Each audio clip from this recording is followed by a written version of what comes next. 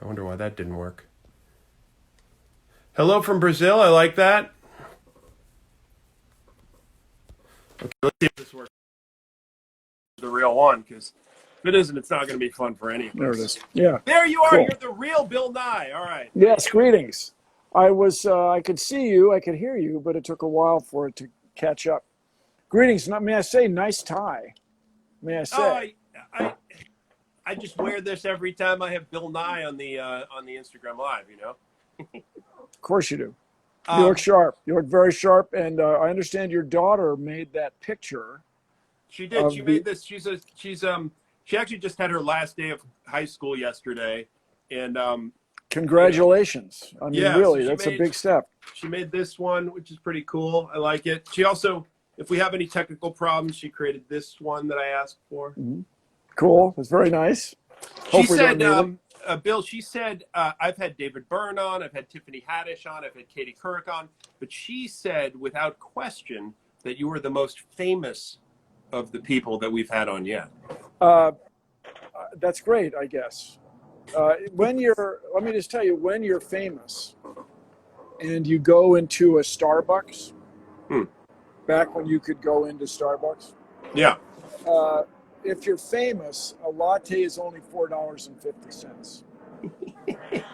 But if you're not, it's $4.50. So it's way better. It's a huge advantage.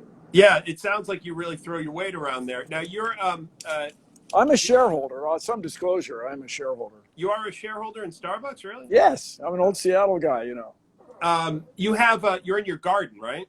Yeah. I thought I'd move it around, show you something different. And I can see it looks like solar panels behind you. I just want to make sure that it's okay that we're on a video call like this and I don't have books behind me. I can get books. You know what? Have you seen the fellow who does the room rating? Rumerator. He's on Twitter. He rates everybody. Yeah. Did you get rated? If I have, it's hard to believe, but I haven't checked. I check every hour. I got. I was rated an 8 out of 10, which that's pretty good. The map, may I say, the map is pretty sharp. Thank you. Yeah, I positioned it like that just for you. But, and you know, I have a whole nother office we can go in with a picture of the Earth and stuff, but I thought I'd break it up. Well, we actually have content because, you know, I've been listening to Science Rules. Oh, good. And is it twice a week?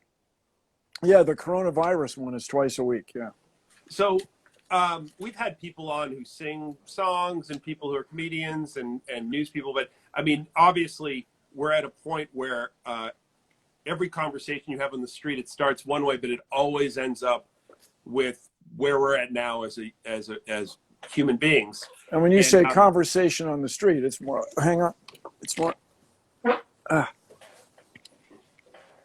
What happened there?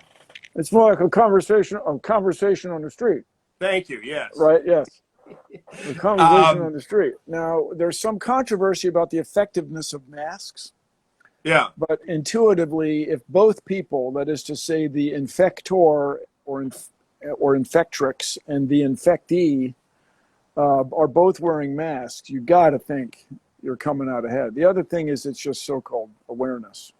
When you're wearing a mask. I think it's a signal to others that you take this seriously and that you're a serious person and you care about them. I think, you know. Yeah. Well, the other thing that's just really important for people to understand, it's not about you. This is to say, the one we in science education or popularizer of science. When you meet people who are against vaccinations, they're missing a fundamental point. It's not that a person actually does not have a right to not get vaccinated, actually, because I have rights. When you don't get vaccinated, we're talking about a separate disease from COVID-19. When you don't get vaccinated, you become a petri dish for the mutation of a virus or bacterium that can go and infect me. And the analog to this, everybody, you are not allowed to dump your garbage on my porch. in front of my front door. You're not allowed to do that. We have rules against that. And so in the same way, we have rules. We have one extraordinary rule. Here in the United States, you have to drive on the right side of the street. Wow, that's the man telling you what to do. No, it's proper use of our intellect and treasure to manage us. And so when it comes to vaccines or vaccination, it's a very serious thing when people don't get vaccinated. And the heartbreak for me, as you know, what's my favorite thing, Jeff? That's right, evolution. Oh, Evolution's sorry. my favorite thing. Preventing climate change and also. Well, that's good too. You know? That's a good one too. But no, I like to joke about evolution. It's really important. And so viruses mutate, bacteria mutate because of the natural processes. And one of the strange and amazing things that Alfred Russel Wallace and Charles Darwin pointed out, if you think about it, looking everywhere we can in nature all around us, we must have a common ancestor. Bacteria, viruses, you, me, fish, orange trees, everybody has a common ancestor way, way, way, way, way back. It is amazing. And so that's how we can get infected, and that's how things can mutate. It's this big idea of evolution. And thank you for listening. Bill, I was out running in the woods today, and somebody had painted a rock, and with the message that you have in your on your podcast every day, which I've heard many times. You know, we're all in it together. The thing about that, which is interesting, and I'd like to hear your I was listening today to your guest, Michael Osterholm, right? Osterholm, yeah. And he said something that really was striking to me. He said, we're in a civil war, is kind of how he described it. The idea that there's two parts of the country, and one part believes one thing, and one part believes another. So one part is, wearing masks, and we need to shut down, and we need testing. The other part is storming the State House and filling the bars and filling the beaches, and rightfully so, saying we're in trouble here, we're struggling here. How do you broker that, or reach those people, or at least view both of those sides? Because it's very hard to be in this moment when things are so polarized. Well, Michael Ostrom was very well spoken about this, and he points out everybody, we can think of it, he used the expression guardrails. If you're on a street, on a highway, you can bounce off the left one or the right one. In mathematics, we might say boundary conditions, or if you're just a regular person, you would say there are two extremes. Everybody shut down all the time for the next year and a half, 18 months, some places in China. Yeah, that's one extreme. The other extreme is, okay, everybody, let's go to the beach, party on, let's just see what happens. And neither of those extremes are probably in anybody's best interest. The first one, everybody stay home for 18 months. Everybody's going to go out of business. Who's going to farm? Who's going to deliver the food? What's going to happen? And the other extreme, everybody go to the beach and get sick, and let's see what happens. The scale of it is really hard. It's hard to imagine. But if we have over 300 million people in the U.S., and 5% of them get very sick, and 1% of those die in a fashion that they wouldn't have otherwise died, that will burden our society in a whole new crazy way. I mean, funeral homes, refrigerators, heartbreak, loss of tax revenue, I mean, on and on and on. So there's a fabulous word in mathematics, orthogonal, at a right angle to. So the answer, or the right way to go, is probably at a right angle to these two extremes. You go straight up rather than side to side. And that is, if we had it to do, we would have had everybody stay home for 3 weeks or so, till hospitals could manage the cases that existed. And then you'd slowly open the various businesses so that people were reemerging. Because as Dr. Osterholm pointed out, everybody's going to get sick eventually. And by everybody, he means 60 or 70, let's call it 2/3. 2/3 of the people are going to have to get antibodies eventually. And so it's like the flu. And so the question is, do you let people get antibodies in a catastrophic fashion or in a managed fashion?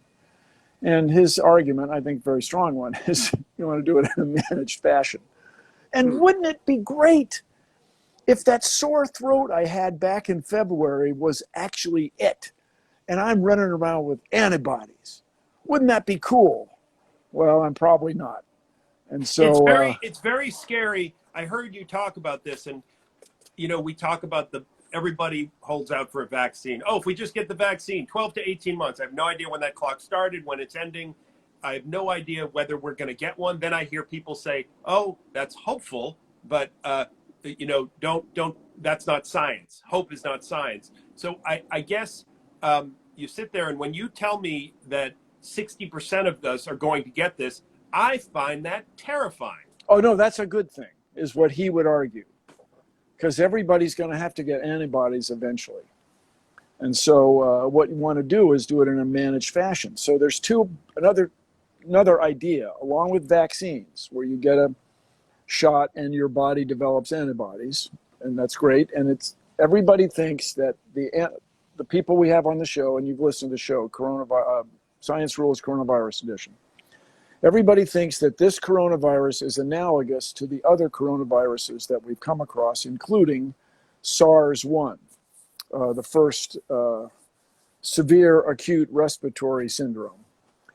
And they found that people who have antibodies develop immunity for at least 9 years. And 9 years is, as long as it's been studied. So that's very hopeful. So a vaccine seems like a great thing. But in the meantime, there's this other mythic thing people call therapeutics, where you would give people a big dose of antiviral drugs, things that suppress those pushpin-looking protuberances, the points of the crown on the protein, on the virus rather.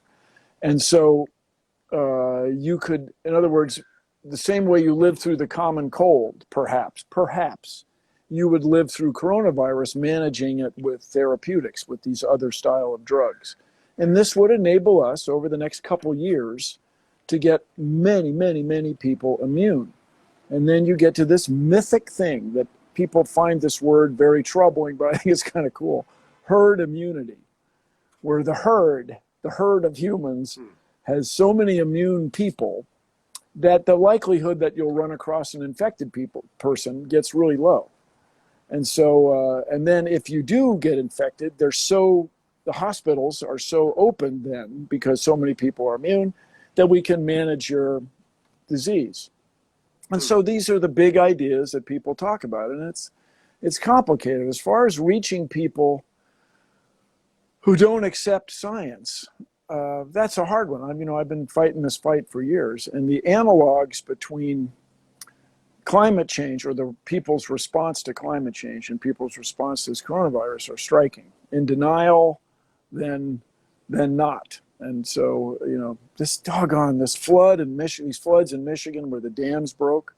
I'm an engineer, and earthen dams are one of the first things you learn about in fluid mechanics. This is to say, the weight of water makes pressure, which makes things have to be held back. And so when you let these things go, and it's a classic example, everybody, I don't know if there are any conservatives or people who show up at these rallies with assault weapons, I guess they're going to shoot the virus or something. I don't know if you have any viewers rather, like that, who are inclined that way. But I hope so, Bill. I hope we have. I know, wouldn't it be people. great? I hope It would be great. From every area. I know this is the challenge: is we all get in our bubbles and talk to our own bubble mates. Bill, can I ask you about climate change? I was walking with my good friends Jeff and Krista, who are tree hugging people. And you were wearing a mask. This actually was before. I'm just fooling around. Look, I've got to tell Bill.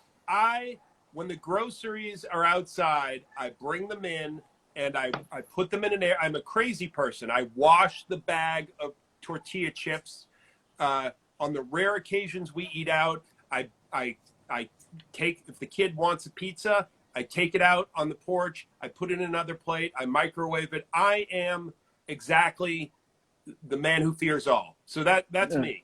But I was walking with my friends, and one of them is runs part of a conservation organization. The other one is with Mass Audubon. He's an expert on birds. And we were saying, and this was before we really got to this point, but we were saying, boy, isn't it interesting? We're starting to see things shut down. Maybe finally we're seeing that this can be applied to the battle to make real change to affect climate change.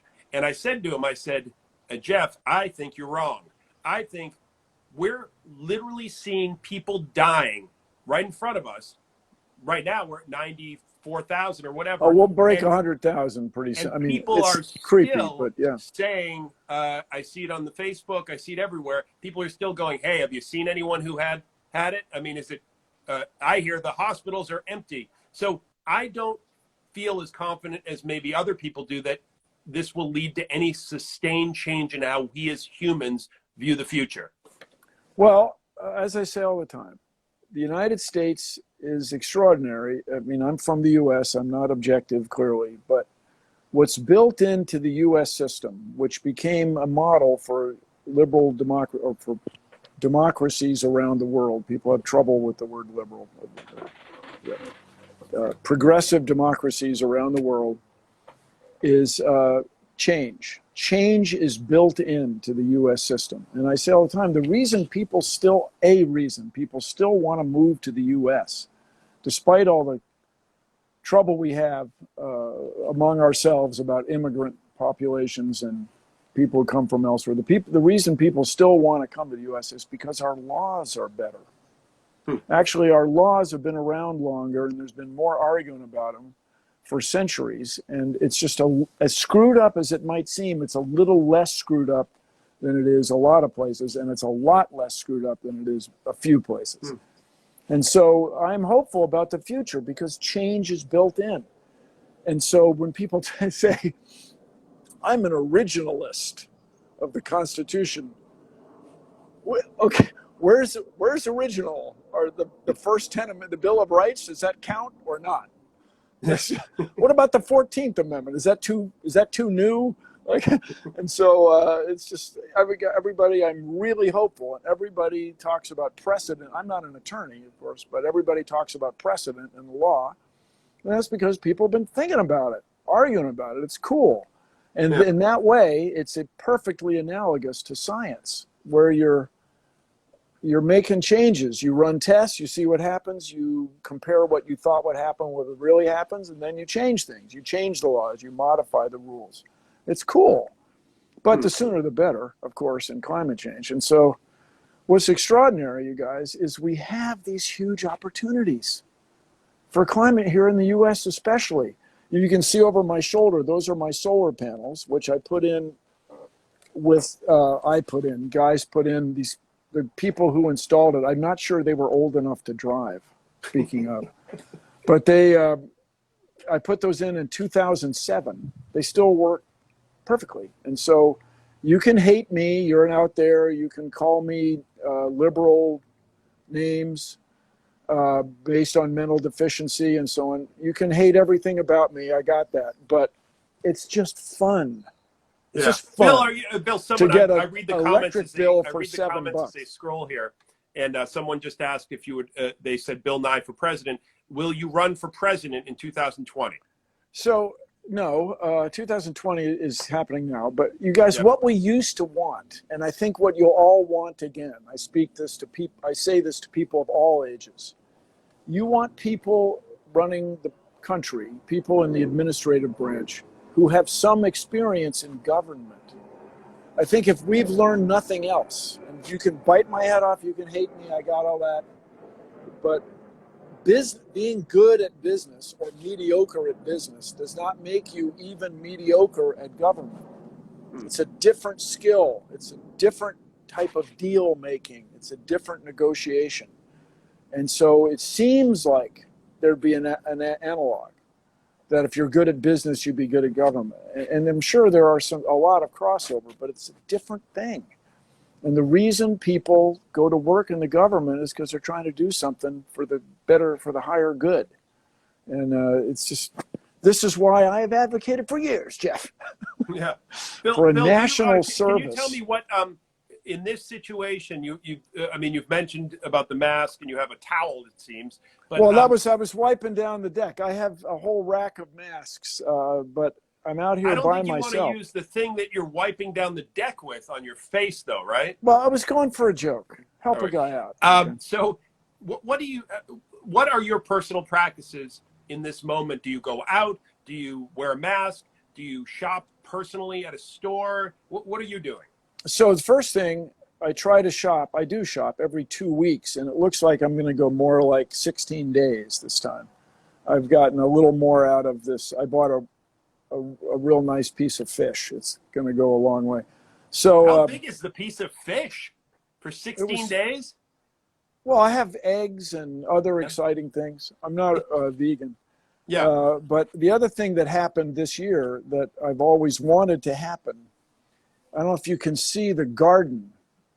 Yeah, So I it's have these beautiful, Bill. raised beds. Anyway, this year, the garden, I just finally got it dialed in, you guys. I mean, I've been messing with it. I'm not an expert. I'm not a farmer. I'm not a professional agriculturist. But man, I got so much food this year out of the garden, so many greens that I've been able to go. So anyway, I shop every 2 weeks. I still spray stuff down with hydrogen peroxide. We had 2 guests on the Coronavirus Edition Science Rules podcast who said hydrogen peroxide is very effective. And so I wipe things down. It's not clear that's necessary. Michael Osterholm pointed out that it's really not touching stuff that gets people sick. It's other sick people, and especially the airborne droplets. And you'll hear this word aerosol.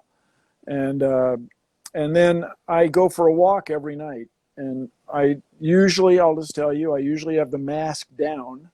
When you see somebody coming, you pull the mask up. But here, where I live in this part of Los Angeles, we can stay literally on either side of the street. And the type of person I cross the street continually for is dog walkers. My neighbors are always walking their dogs, and we all go around each other, and we can. Now, I know I'm not in New York City. I'm not in a big city where people are close together. And so I'm able to do this. I understand that. But at least I'm doing that. If I weren't doing that, then that would also, I feel, be a little bit irresponsible. And So, Bill, do you have any you have friends in the area, I'm sure. Do you interact with them at all other than online, or do you see them, or have you sat around a campfire, or what do you do now? yes, so we've had a few cocktail parties where I'm sitting almost in the street and they're on their yards across the street, or I've been on my porch. This is the back of the house. In the front, there's a porch, and the neighbors have sat on my sidewalk, my walkway. And so we're 25 or 30 feet, 10 meters apart. And it's great, as my neighbor points out. You don't have to make any cheese and crackers. You don't have to vacuum. It's great, man. Bring your own, whatever it is, coffee or tea or some adult beverage, and sit there and talk. And I've done several calls like this with FaceTime or you're not a fan of Skype or Skype, but I do like it.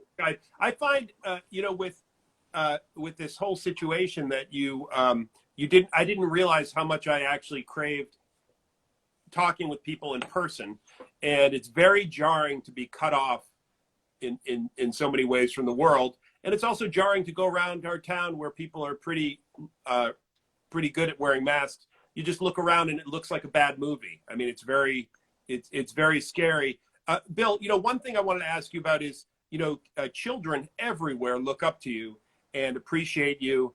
And, we have 2 children, one who's 10 and one who's 17. And I'm wondering if you've thought about how we translate this or explain it to our children. I actually, frankly, other than the fact that they're watching more television than they ever did before, and we're scrambling to just keep ourselves afloat, they don't seem psychologically tortured by it like I thought they would be. They don't seem damaged per se, but there's something going on here. Well, if you're asking me, and I got the impression you were, I say Yeah. be honest with kids. I discourage, by the time somebody's 4 years old, kindergarten age, I discourage anthropomorphizing the virus, making the virus be mean, making the virus have intent, like the virus has a plan, or the modern word everybody loves is agency. The virus doesn't have agency. It doesn't make agent-like decisions. It's just we're all in this together. Viruses, uh, germs will just get you. And so we, as thoughtful animals who understand science, the process of science, through the process of science rather, we have discovered what's going on with these germs and viruses and how we can protect ourselves. And this gets into the mythic expression, wash your hands. Because one of the greatest things you can show people is soap. Soap is freaking amazing to me. I love One, soap. I've one, always been a fan of soap. one end of the soap molecule sticks to the virus, the other end sticks to the water. And there's two great, just two words I'm crazy about. Oleophilic, oil loving. One end of the soap molecule is oil loving, and the other end is water loving, hydrophilic, loving of water. So this molecule sticks to the virus and sticks to the water and literally washes the virus away. It's amazing. And it's somebody discovered soap, 10,000 years ago or something, and we're still doing it. It's cool. It's interesting to imagine. I try to figure out, I've heard this for years, when somebody older in your family is incredibly frugal, shall we say, they'll say, oh, they grew up in the Depression, or they have a Depression era sensibility. And I do wonder what 6 months, whatever it is, the kids have had their whole school year canceled. My daughter's graduation is canceled, her prom, all that stuff. And who knows what's going to happen. And I wonder what kind of thing is going to emerge out of that. In 30 years, what are my children going to be like because of this, Well, I think they'll be resourceful, frankly. And one of the words that I find very troubling, a word I find very troubling, when someone says, I'm bored.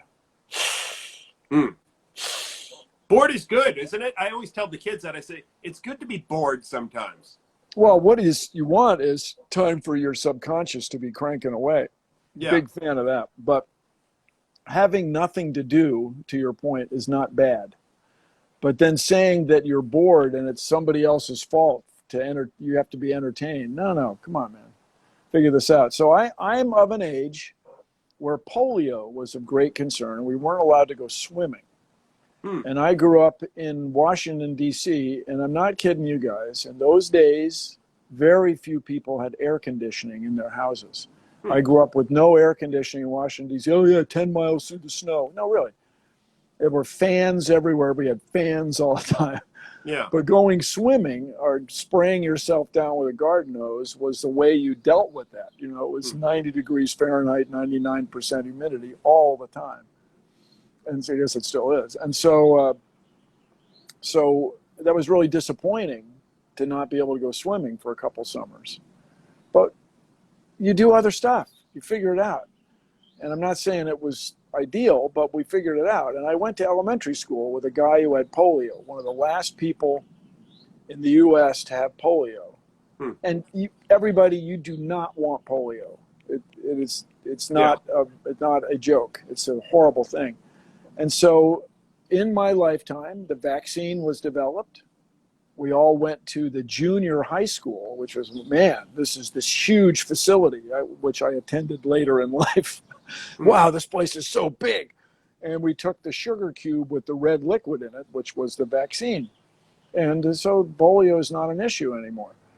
But the coronavirus vaccine will be developed someday. But man, when people say 12 months, all the experts we've had on the Science Rules Coronavirus Edition show have said that is just, no, you're dreaming, people. But you see, we just had this company that has, and Dr. Fauci said, hey, they've tested it on people and it seems to be creating these antibodies. Right? It's promising. It's great. So, we are a hopeful community of people, and we go, oh boy, it'll all go away, because it feels like forever since it was not on our mind, but it wasn't that long ago where things were normal, right? Yeah.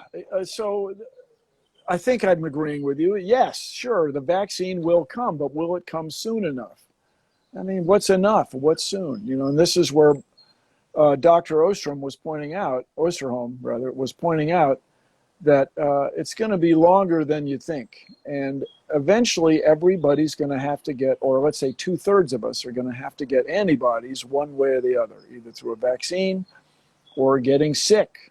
And so what we want to do is have the infrastructure, the hospitals, so that people can get sick and get through it. And the great My danger. grandmother, I'll just show you. I don't know if this picture will work because sometimes it doesn't, but yeah, there's my grandmother. You see her? So Yeah, yeah. she's 98 and she's in a assisted living area, Miriam, and she got it, was positive. And, you know, we did what most people thought is, well, that's it. You know, we couldn't see her. And she eventually ended up in the hospital for like 2 days and she's fine now. She actually seems happier. Well, because she's not worried about getting it. She just tested negative. And so Yeah, then we go, maybe this herd immunity maybe we need this, but I don't want to be the one guy around that's here, it. right?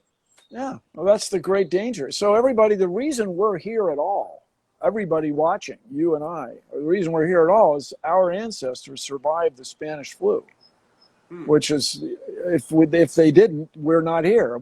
Their genes didn't get passed on. The Spanish flu, people talk about 17, 18, 19, 1918, killed 50 million people. 50 million people around the world. And that people say that's underestimated because people were dying in on the battlefield, not necessarily of mechanical wounds, but of sickness because they didn't have access to good hygiene or healthcare. So it's a very, very serious thing. And, you know, as we say, do you know the world's most dangerous animal? I'm not changing the subject. This is an analogy. Do you know the most dangerous animal? Let's see. How about the cheetah? No? Well, that's the fastest, right? You might say lions and tigers and bears. Yeah. Right? This would be the traditional problem, but no, it's mosquitoes. Mosquitoes. If you're a human, the mosquito is the world's most dangerous animal. Huh. And so, because it infects you. Now, coronavirus has been shown to not go through mosquitoes. They're not the right vector for it. Their body temperature apparently isn't right.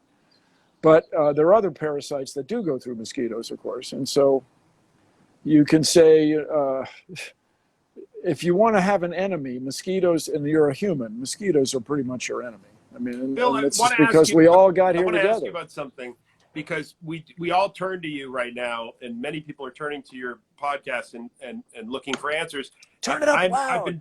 They're interested in getting answers, and there's you know, I think it's important to remind people that we've watched situations with Dr. Phil and Dr. Oz recently, right? Where they've been giving advice, and then we start to go, what kind of doctors are they? So first, I have a picture of you. This is proof you see that picture?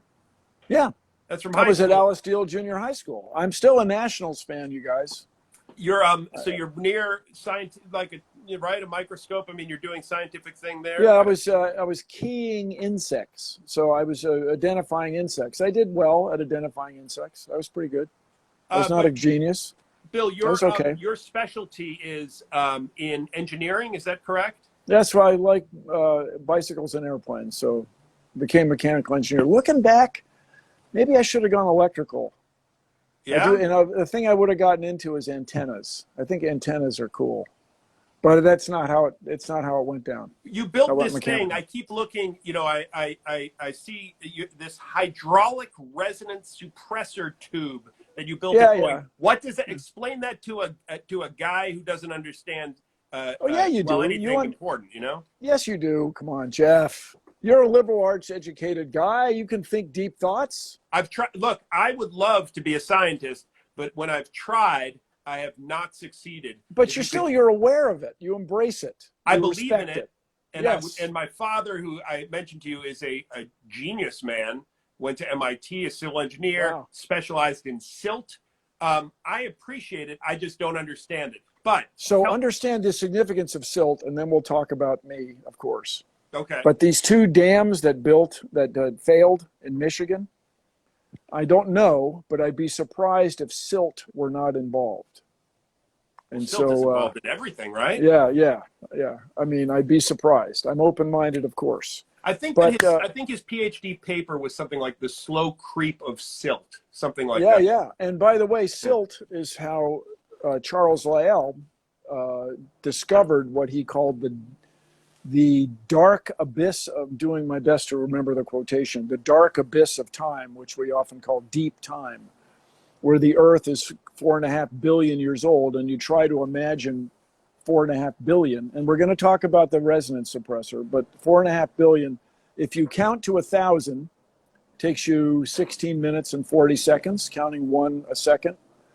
Okay, to count to a million, staying up all night.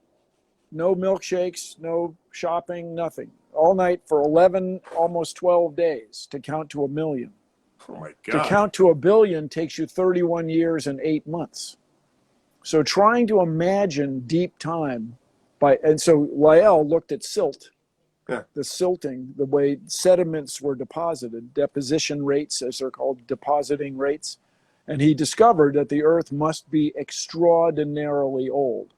And if you read Origin of Species, Darwin talks about problems with the theory, and I think it was chapter 12, and he talks about the need for a lot of time. That aside, the resonance suppressor is just a straightforward thing, you guys, if you're in this world.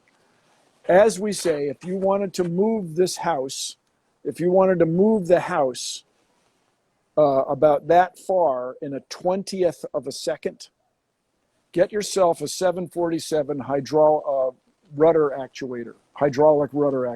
Can I get that on eBay?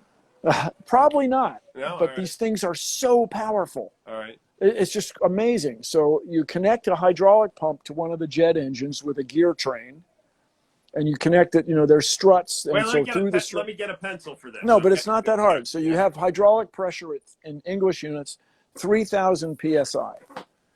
So you push it on a disc that big around, and it pushes the rudder hard enough to steer a plane going close to the speed of sound. Okay. So there was this little vibration in the yoke, the steering. They don't call it a steering wheel on an airplane. They call it the yoke. Or if you ever fly a Cessna, it's on a yoke. Okay. So most of the pilots, it didn't bother. But they're at Boeing, I hope you're not shocked to learn, they're test pilots. These are not, fighter jocks flying upside down and ejecting at 80,000 feet with rockets. These guys are flying the plane around to see if it's any good. Well, this one guy, he had a British accent. I'm pretty sure he's British.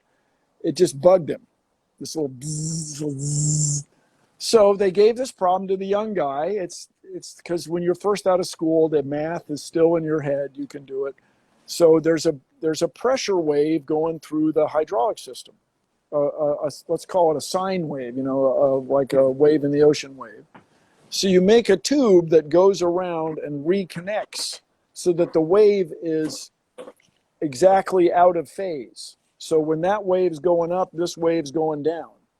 And they cancel out. Not completely, but pretty much. And it works, it works. It's an old trick. The thing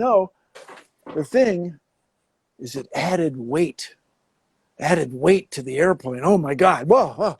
So it's 3 years and all these coordination sheets, they're called at Boeing cord sheets. It's a memo. All these, adding weight, whoa. And whenever you add a hydraulic fitting, everybody reviews it very carefully because any fitting you add is a chance for a leak. You just don't want that. So anyway, it got done. It's an old trick. But I talk about it. It was because my boss, Jeff Summit, who was a freaking brilliant guy, just thought it was, let's solve this problem. Let's shut this guy up, the test pilot who was complaining about it. Let's just have it so he has nothing. And there you go. Bill, yeah. There are questions on here. I'm going to pop them up and ask a few to you. Okay. These are audience questions. I'm just going to warn you. Some of these are really stupid. And, no, they're usually not, Jeff. They're usually pretty cool. Okay. Where are you? That's a good one. Where are you? I'm in Los Angeles, California. And you guys, I came here to live the dream, to work in television. And it turned out that was probably the right thing to do. So this person said, Right Meow is the person's name. I'm sure that's their legal name. suggestions on how to respond to folks who have lost their jobs and are more worried about the economy than the pandemic at this point. Well, I think almost everybody's worried about both. So it's this balance, the boundary conditions, the guardrails, the extremes. You got to decide, each of us has to decide how much risk we're going to take. And I really recommend you follow the guidelines, because if the problem is, if too many of us get sick too fast, we're just not set up to have that many people get sick that fast. So we want to slow the rate at which we get sick. And man, if you're out of a job, we're working the problem. But I will say writ large, and I started to talk about this earlier, and I hope there's some very conservative people who hate me out there. I hope you're listening for a few minutes. We're all in this together. We have to support each other.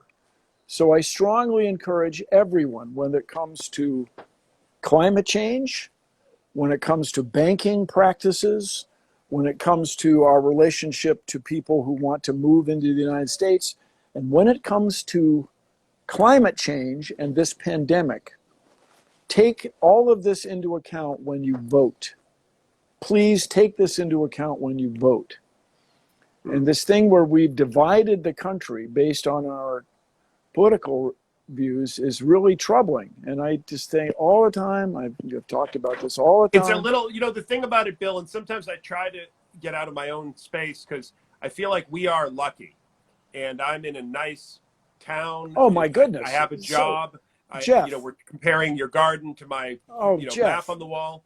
But no. I think about people who are stuck driving a bus or like bagging my groceries, and they don't really have a choice. And so, that's what gets me. I don't see the answer there. It's impossible. So the answer is, and you guys, I'm not the first guy to come up with this, but I have advocated this. Part of the answer is, I've advocated this for a long time. If we had a national service where we'd all have to serve the country for 2 years, and my proposal is you have to execute or complete your national service before you're 26 years old. And so if we had this built in, everybody would be in this together in a way that I think we're not right now. And you would say, quite reasonably, well, Bill, that's stupid because it would cost a lot of tax dollars to have a national service. That's right. It would cost a lot of tax dollars. But the benefits of the work that got done, analogous to the Work Projects Administration, the guardrails on highways that got repaired, the N95 mask that not only got manufactured but got distributed, and the training that went along with them, and the N95 mask that will come to exist someday soon.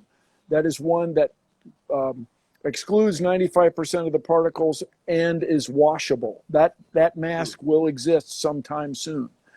That's all would all trickle down or emerge if we had everybody working together. And so ultimately, you guys, and a lot of people run for president on this and bust my chops. I know for the people out there who hate me, knock yourselves out. But we need to redistribute the wealth. And so, Bill, I'm going to ask you another question. But so the thing is, you're not going to be in 2024. If you say this is too late, you could run then, right? Why wouldn't you? Because there's a guy, Reagan. There was the Trump guy. They all were guys who were in popular culture. But then, Ron Reagan, though, was a governor of California. I mean, he was. Well, you still have a little time. Deal. Is there a city council or something you can? School board you could join, the finance committee of Sausalito or something. I mean, there's still time to get that experience, but frankly, we've seen that it's not always about your government experience. Sometimes it can just be you have a level of intelligence and concern for your fellow people, and in 2024 you won't even be 70, right? I mean, you got plenty of time. No, I'm a kid. I'm All right. in excellent health. I am in excellent health. So, which is a card I was dealt, And so, you guys, the level of it, if, I'm born a guy of European ancestry in the United States, English is my first language, and I came from a household with a tradition of academic achievement, where school is important. This is what you're going to do. There was hardly any crime affected me growing up. So I am privileged. I understand that, but I'm playing the hand I'm dealt, you guys. I'm trying to get everybody, all of us, pushing the same way, and we can do this. We're all in this together. We're all. Bill, I get the very we can do this. Questions I need to. There are like 80 questions. So Oh Natalie yeah. So let's get the lightning know, round. Jeff, what is your round. opinion on sliced bread? Can you tell Love us? sliced bread. Huge Yeah, fan. I thought the Super Bowl ad was brilliant. Also, do you like jazz? Yeah. Yes. However, I do like dancing, and especially like swing dancing. And so when the jazz becomes a melodic without melody, it doesn't grab me. By the way, sliced bread. You guys, I can't say enough good things about baking bread while you're home. But we have a shortage of yeast. You had that right there at the ready. Well, I'm not joking. There's a recipe I want to try. I'm not even joking you. I make pizzas all the time. So you guys, if you can get yeast, flour, and you need a little bit of sugar to feed the yeast, you can make pizza. It's not that hard. It's not that hard. And just put almost anything in the on supermarket, and I found I do the shopping mostly, and I went to the supermarket, and all the flour was gone, right? So I went online, and I finally found a way to buy it, but I had to buy like a 50-pound bag of flour. Yeah, I bought 25 pounds. Yeah, 25. I got what I ended up getting, which killed me because of the packaging, was 25 bags of 2.5 pounds of flour. Oh, that's great. Well, I'll that's have it handy because it'll stay fresh. No, it won't. You'll find yourself eating it. Yeah. Bill, can we see your home? Like, can we pick up the phone and walk in, or is it? Yeah. Well, let me show you the backyard. And so I think I know how far the Wi-Fi goes. Yeah. So Whoa! wait, No, I don't like that. No. No. So I'm going to take a couple steps backwards. I just want to show you. As a scientist, though, thinking is not knowing. No, but I think it's right here. We're still good, right? All right. So these are brick raised beds. I strongly recommend raised beds. Yeah. And I'm experimenting with a product called reduced demand irrigation. And do you see those stripes? Yeah, you got to lift up the camera a little bit. Oh, there we go. Yeah. See those stripes? Yep, I see them. Yeah. So that's not working there. But here, it seems to be working very well. And for kicks this year, I'm growing corn. Now, you guys, corn is hard to grow because animals eat it, but it's just such a beautiful plant. And if you've never watched corn grow, take your BB gun and just shoot the animals, Bill? Well, so what I have No. is an electric fence. Can you see this? I can see that. Yeah. Yeah. So it's an electric wire. It's powered by, let's see if I got it. It's powered by the sun. See that right there? Yeah. That box has a battery in it, and it gives a 30,000 volt jolt every few seconds. They're made for horses, for people so if a who raise horses. If a bunny touches that, it just turns into a roasted bunny, right? No. It's the problem are these possums that are in the neighborhood. Yeah. You've seen Jurassic Park. I've seen that film. Yeah. So you know where the coffee cup shakes? Yeah. Right. It's a very big possum. What we have here are very large possums, and that discourages them. But what I'm going to do is I'm going to have a second wire higher for the corn. The corn is just, if you've never watched corn grow, you guys, it's just amazing. So I'm going to try to take just a couple more steps to show you what we're working on. Okay. Be careful, okay? Be careful with the wireless. So do you see the tower? I do, with the stainless steel tank. Yeah. All right, so the premise of the bit is, and that's what I hope to do this weekend when we're not doing interviews with you, which is the most fun ever. By we, it's me. It's only me. And I had to build a tubifortical crane. I had to take some 2x4s, wood lumber, and build a crane with a pulley to get that up there. And I built that tower last weekend. I finally got that done. So the gravity from the water in that tank will run to here. Oh, this is what we're going to do today is put the earthquake straps on that tower. The water will connect here. Can you see that? Yeah, will connect here, which supplies this extremely low pressure. This isn't even 1 psi in English units, which is all it needs to provide water to the garden. And the plants are doing extremely well, the garden plants. But as I say, the lawn, this experimental grass is not so good. So there are the solar panels. Yeah. I have 4 kilowatts. I would have more, but my neighbor's house blocks the sun late in the day. Who And the heck is that? Is that Eddie Murphy or something? What celebrity jerk built that wall? No, it's a mom raising a couple kids. All right, fine. Sorry. No, you guys, I appreciate, I should be this crazy wealthy guy with a couple swimming pools and stuff. Yeah. But, I hosted a kid show on public broadcasting. It's like, it's good, but it's I don't have guards and stuff. Well, Bill, So we anyway, consider you to be the Hugh Hefner of science programming. Okay. well, thank you. But anyway, I don't even know what that means, but she travels. It sounds cool, whatever Yeah. it is. She travels a lot. I've thought about just cutting her house off, yeah. and then when she gets back, you talk about easier ask forgiveness and permission, And then here, can you see? Yeah, see this water tank? I do. Yeah. I have the term everybody uses is rain harvesting. So you can't, I don't know if you can see behind the hedge, there's 2 more tanks and there's 3 more down there. So I have 6,000 liters of water, and that's from the rain that runs off the roof. And I had that ruler made. The ruler. Yeah. I had that made from bigrulers.com, which is actually a business. So that's what we're working on here at Nye Labs. Oh, here's one of the Bill, downspouts. I just want to thank you. I got a note. Thousands and hundreds of thousands of substitute teachers want to thank you for saving them. Good. With no lesson plans, just so you know. Oh, good. Well, so just get started. Now, What's that? So this is a pergola. Do you know this word? It's a Italian word. Sure. It's a shade place. And the slats are made of recycled plastic. The claim by this company outside of Chicago is it's grocery bags and milk jugs made into the slats. The rafters are made of harvested or reclaimed redwood, back when people used to cut down redwood trees. And then I did this. This was something I did a couple days ago.